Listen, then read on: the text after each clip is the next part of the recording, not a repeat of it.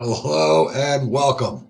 This is DruVision IT Consulting. It is September 2023, and you'll notice I'm going to try a little something different. For any of you who know me, I wear a lot of hats. Why? I'm bald. I don't like my hair. If I could make it grow back, I absolutely would, but dadgummit, I'm going to wear this hat, and you'll notice this is DruVision IT Consulting merch. So stay tuned for these videos, and you could be a lucky winner. We'll announce a drawing in one of the videos coming up in the future, and I'll either send you a shirt or a hat. It's your choice. So please keep tuning in, liking and subscribing to every single DruVision IT Consulting video. All right, today is another in our series of IT Quick Bites, IT Concepts in 5 minutes. This one a little bit less IT. Why? Well, because business process underpins everything in IT. If you don't understand the process, then your people can't use the technology.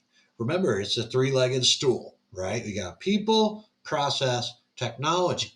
And so underneath of most of these videos, you're going to be seeing Swimlane diagrams. And what that is who are my personas? Who are the people involved in a particular given IT process, right? What lane are they in? And basically, what these diagrams do is they show you who does what, when, and why. So, because this concept's going to be repeated over and over and over again in very many of our DruVision videos, you really need to understand swim lane diagrams. So, without further ado, let's get right into it. Okay, so we're looking at a swim lane diagram. And for those of you less familiar with this, maybe you're in college or in high school, or maybe you've been around IT a long time, but you're unfamiliar with these concepts. No problem, all good. I got you, baby. So, swim lane diagram, let's have a look at it. And if you want to think about high school swimming, Michael Phelps in the Olympics, whatever your case may be, you'll notice that it looks, in fact, like swim lanes. And the purpose of each lane, so each lane is for a specific type of persona. Now, you'll also notice if we zoom in a little bit, hopefully we're not looking up my nose, our swim lane number 2 is actually an AI bot. Why? Because they're an active participant in the process, right? And so whether it's Watson Visa, whatever the case may be, right? There's gajillions of different bots that are out there. Some are intuitive and can think like AI.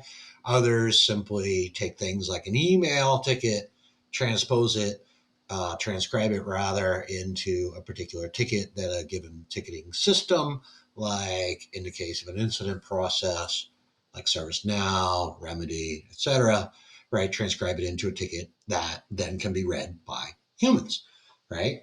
In an organized, structured way, as opposed to an unstructured thing like an email. So, really, what we use swim lanes for, and this one I started building because we will be doing a video about incident process here in the very near future. So, I started building it for the incident process. The point of today's video is not the incident process per se, it's how do swim lanes work? How do I look at the symbols and understand what they mean? And I think before we go into too much detail, it's important to know that you can go to the nth level of detail with any diagram. There is always exceptions, there's reroutes, there's all kinds of things that you can document in a swim lane diagram. You don't need that level of detail. The purpose is for a new participant in the process to understand his or her role in the process, who does what, when, and why, right? And so the example we'll be using today in our swim lane diagram is, of course, a incident, a ticket. So a user in our swim lane number 1 up top. So let's just click on that so you can see where I'm clicking. And our user is creating a ticket. and they could be creating it in a variety of tools, right? You can add this step to your swim lane diagram, like enter into portal, email ticket, etc. Right? You can add that color or not, right? So our user begin process is a circle, end process is a circle, right? And our action is this rectangle, right? The rectangle create ticket. That's the action. It goes down to our assess ticket. That's an action. So in this swim lane number 2 is an AI bot.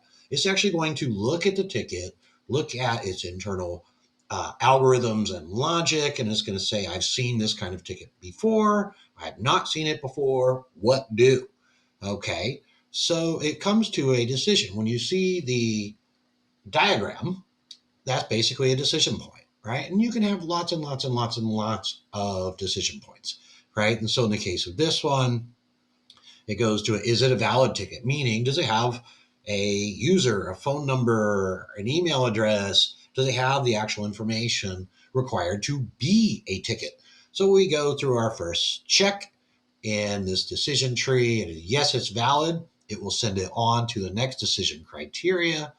If it's not valid, it will actually send it back to swim lane number 1, the user, to recreate the ticket, and then the process would just simply repeat. Okay. So let's say we send it back. No, it's not valid. User resubmits it. Right. So we assess the ticket. Yes, it's valid now. Now we go to, is it routable? Right. And what that would mean in this particular case is we only offered one scenario in this one. And again, you can offer a million of them. Right? Routable in this case is technology dependent on the AI bot. So in the case of AI, for example, it could just take this ticket and skip the level 1 help desk. And actually, you know what? Let's do that now. Let's create a yes arrow. We're going to go down here to level 2, and we're going to add a little note, and we're going to say text. Yes, this ticket is routable. That means it can go right to somebody in level 2 or 3 who can fix it. And let's say in the case of no, it's just going to, let's put a little text box here, text. Oh, it is not routable, meaning the AI in this case doesn't understand what the ticket is, what to do with it. So it needs a human being to look at it. Cool, awesome. Off you go to level 1 triage. Triage is just like in hospitals, in the military, etc. When something is broken, how do I classify it? How do I fix it? Can I fix it myself, etc., etc.? So let's imagine it's not routable, or in some cases, maybe it's routable to level 1, right? And that's actually what you prefer. But in this example, we're not going to cover that contingency. So we go to our level 1 triage. Can they fix it, or do they have to route it to level 2? Okay, so in the case where yes, they can fix it, it goes up to receive the fix process from the user, and of course end process if it actually works and fixes it, right? In the case that no, level 1 can't fix the problem, they know who can. They would go ahead and route it down to our swim lane down here. So this swim lane here is level 1. This swim lane here is level 2, 3, right? That's our advanced, more senior resources. Generally, they're in a particular resolver queue assigned for a particular subject matter, right? Maybe it's Outlook Exchange, maybe it's uh, infrastructure, let's say Windows infrastructure support, maybe it's a particular application, et cetera, et cetera. Anyway, so you'll see, okay, here again, we have a series of more of these diamonds, decision trees. Like in the case where level 2, 3 can't fix it, maybe it's a problem, right? And we'll talk about this in a later video on what more about what a problem is, right? But it would enter the problem process and it would exit, right? End process down here, the incident process, right? If they are able to fix it, they send it back up to the user in swim lane number 1, receive the fix, they can fix it, and then that ends the incident process. So that's a very quick, down, dirty, maybe a little nasty examination of what swim lane diagrams are and what their purpose and benefits are. So I hope you liked it. Until soon, be sure to like and subscribe. We'll see you in the next IT Quick Bites, IT Concepts in 5 minutes. Thanks from DruVision.